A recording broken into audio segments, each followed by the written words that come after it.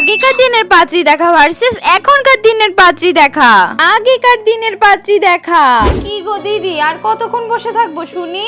এই তো দিদি এক্ষুনি চলে আসবে। তা দিদি, এই কি আপনার মেয়ে? হ্যাঁ দিদি, এই আমার মেয়ে। তা মা দাঁড়িয়ে আছো কেন? বসো বসো। তামা, তোমার নাম কি? আমার নাম চাপারানী মণ্ডল।